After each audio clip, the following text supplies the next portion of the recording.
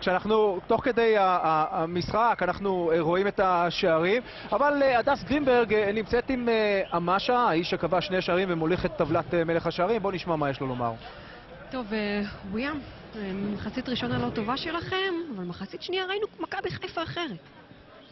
כן, גם מחצית ראשונה נלחמנו טוב, ידענו שהמשחק יהיה קשה, יבואו אגרסיביים, ידענו שאנחנו צריכים להגיע יותר אגרסיביים, יותר מוכנים, וזה מה שקרה.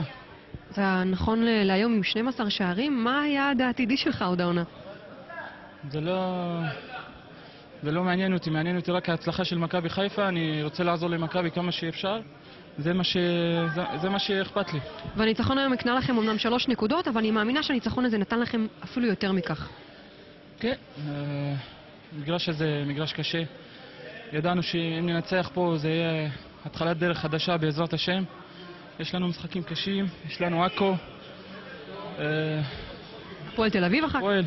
כן, משחקים קשים. רק צריכים לעשות רצף של משחקים, ויהיה טוב בעזרת השם. יש בכם באמת אמונה שאתם יכולים לקחת אליפות השנה? כן, בטח. בטח שאנחנו 5 נקודות. הליגה עוד ארוכה מאוד. נעשה את המקסימום. תודה רבה, וויאם.